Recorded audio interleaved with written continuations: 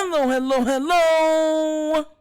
You're tuning into another episode of The Wunderkind Show. Today's first topic, tendencies, Ravens, tendencies. Look, so I know that the Raven flock has been kind of at each other's necks over yesterday's game. Okay, now both sides are right on a lot of things. Both sides are wrong on some things. So this is going to be my output and my take on all things for yesterday, right? So, and we're going to start off with John Harbaugh. Now, congratulations to him for his 150th win. He will go down as one of the greatest coaches to have played or coached this game. It's undeniable at this time. He's a Super Bowl champion. He has the wins. He has the longevity. You know what I mean? He's done it accrued it over a certain amount of time through different eras of football. So kudos to him. Now, saying all of that, because a lot of times people can't differentiate between the two. It's like you can't say anything bad. I want to say this. Every coach that has ever coached in the NFL has tendencies and has weaknesses. I want to make sure y'all hear what I'm saying. Every coach that has ever coached in the NFL has tendencies and they have weaknesses.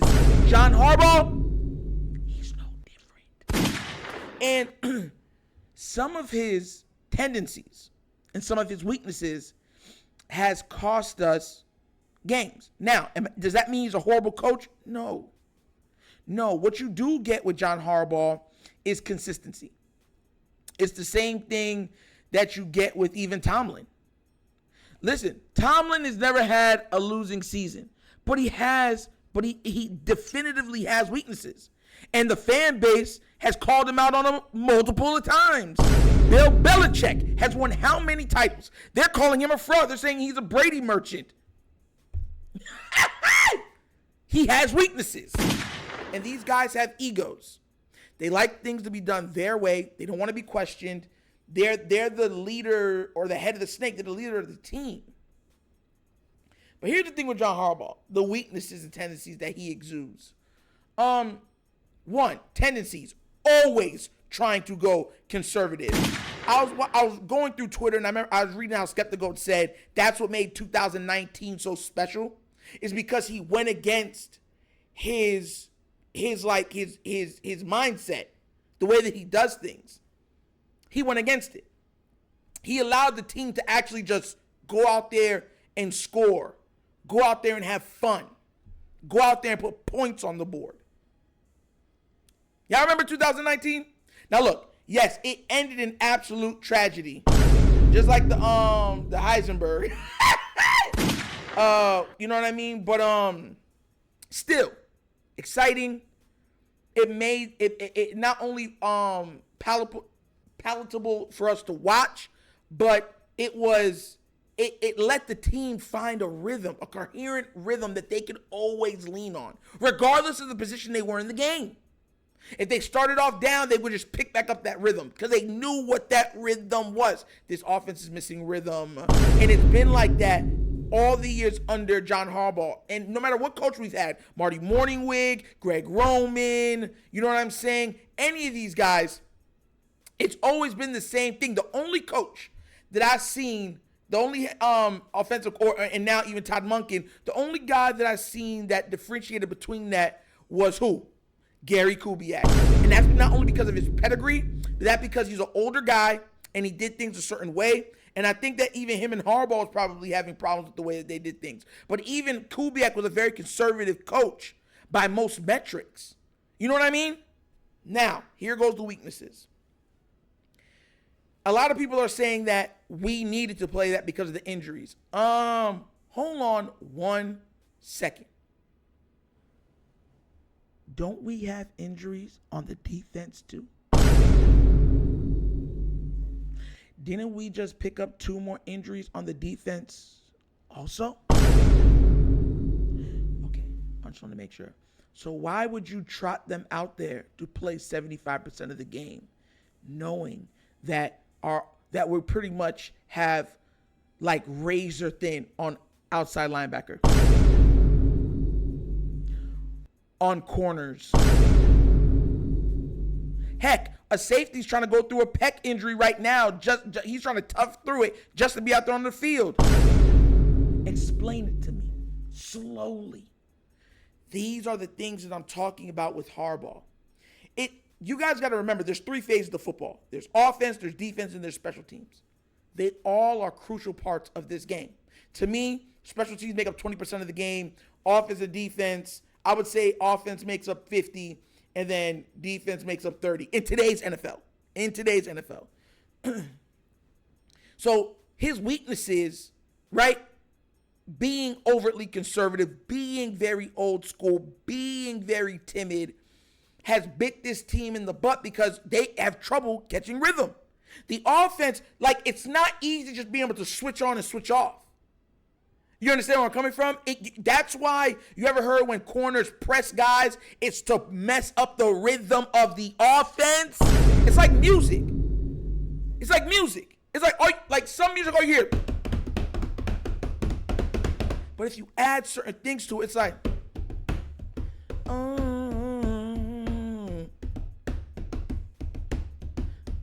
yeah. Now it's palatable. You can take it. It's like, okay, I can digest this. You get where I'm coming from? That's one of the biggest things with John Harbaugh. And look, he's like a college coach. He builds a culture that guys can buy into quite quickly. And they like to. He does make it fun. Like in the locker room, I guess it is fun. And that you got to salute to him. But even that, I'm going to play something real quick, right? And I want to give a big shout out to Mark Andrews. I'm going to play this clip right now. And look right here. Because we've seen the previous week where no one did anything, right? Look at this. Look at this. Look at this. Look at this. Mark Andrews is going in there, making sure that nobody can touch his guy, making sure he's getting escorted out of there. Pretty much Mark Andrews by himself. Where's the rest of the team? That's another weakness of Mr. Harbaugh. You understand where I'm coming from? That's another weakness of Mr. Harbaugh. He likes choir boys. Look at the Browns players like, we can take a shot on Lamar. Get out. You know what I'm saying? And Andrews not even worried about it. He's like, let me get my guy out of here. Let me make sure that I protect my guy because he's the QB. That's another weakness with Mr. Harbaugh. Look, I get it. I truly do. Harbaugh, I'm not saying is a horrible coach, but you have to understand that sometimes you need change, and sometimes guys have to evolve. I think that Harbaugh needs to evolve. That it is what it is. You can disagree with me all you want. There's metrics to support everything that I am saying. And no matter what happens, he's never on the receiving end. Regardless of what happens under his watch, no one holds him credible to any of those things. They just be like, the quarterback needs to be better. The strength and training coach needs to be better. The offensive coordinator needs to be better. The defensive coordinator needs to be better. The wide receiver coach needs to be better. The running backs coach needs to be better. Everybody needs to be better except for Harbaugh. He gets none of the flack. He's flack-proof. He's very insulated. That's a problem. We've seen how Harbaugh coaches when his seat feels a little hot compared to when he is totally comfortable. They're two different people. Two very different people. And I want to give another shout out to Mark Andrews for that play. There is no reason that your quarterback goes. You see the team surrounding the quarterback, tripping over him purposely and stuff like that. You know what I'm saying? Trying to hold him down. There's no reason why the whole team, the offensive line, doesn't come over there and mow over those dudes. There's none. You take the penalty. So shout outs to Mark Andrews for being a man. Drews. That's how he got the name. For sticking up for your guy. It is absolutely pitiful what happened the other week when the guy tried to twist off Lamar's leg and the team said, it's okay, Lamar. Turn the other cheek. You have 4 of them. That's 1 down, 3 more to go. Ridiculous. Absolutely ridiculous. And Anybody that's saying, oh, you're taking a penalty, you got to live to play another down. Let me tell you something what you do. You send messages that your guy does not, you don't play with that guy. You do not play with my guy. Or keep your head on a swivel all game. Because I'm going to be taking shots. And you're going to come out here on this game and be knocked out. Though that energy, it's almost, now you're seeing Roquan start to demonstrate almost like that Marcus Peters energy, which I am so elated about. Shout outs to Roquan and shout outs to Patrick Queen for absolutely balling out of control. Those two guys are playing like Ravens. Hamilton is playing like a Raven. Clowney, listen. Clowney has to have oil on his hands. Does he stand in the mirror like looking at his muscles with oil and be like, ooh la la, I love my ooh la la. Look at my muscles go ooh la la. Does he like sit in the mirror and do that? Because I have never in my entire lifespan seen a guy always get their hands on the quarterback. I mean, he's around their waist. He's on. I'm talking about some hit me, baby, one more time. My loneliness is killing me. And he just falls off every single time. Every single time. I'm going to keep it on Britney. You drive me crazy. I just can't say, but it's ridiculous, bro. And look, I get it. He's out there pushing the metal. He's like pedal to metal. He's out there applying pressure. But he just needs to get the sack. Clowney should be leading the league in sacks right now. I'm dead serious with you. He's gotten to the quarterback well over 7 times. I mean, wrapped him with his hands over 7 times, and he can't finish. And the crazy thing is, to show you how much help we need on the defensive line, for the amount of time that he's holding, there should be another guy there waiting to clean out the quarterback. If Clowney doesn't get them down, the quarterback can just do whatever he wants, and he gets another 4 or 5 seconds to throw the ball.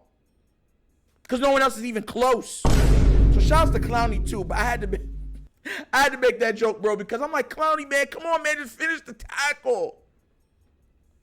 And everyone's saying, well, Nitro, I think you're wrong about Harbaugh. What's the excuse about the running backs then?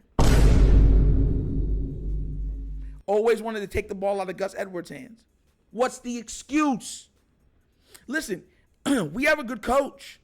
But our coach has tendencies and weaknesses. A lot of people have to come to grips that our coach is not perfect and he has tendencies and weaknesses. It just is what it is. Have y'all noticed? I was screaming. Like, ask anybody that was on the live. I was screaming. If you watch the game, I'm like, what are you doing? Put Lamar under center. Put the ball in Gus's gut. And sometimes pull the ball out for play action. It slows down the pass rush. As soon as they did that, score! And you know what they did? They went away from that. There's no excuse to go away from that. You're running the ball. You're running the ball effectively that way. You want to run the ball. So that's what I'm saying. It goes beyond just being conservative. It's like we don't want to score points right here. Our mission is not to score. Your mission when the offense is under is to always score. That's why it's called offense.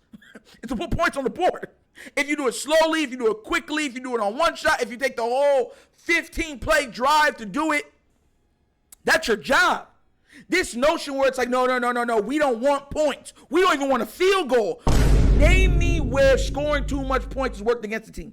Please, enlighten me. That's a problem. Because you know what happens? Even with the team picks up tendencies also.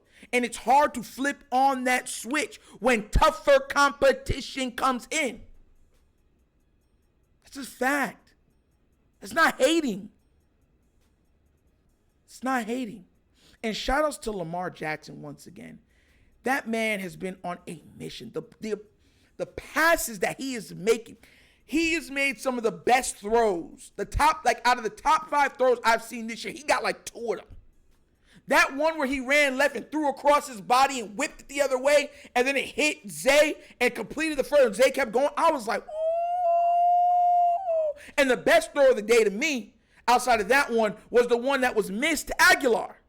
And Aguilar was held on that route. No one brings this up.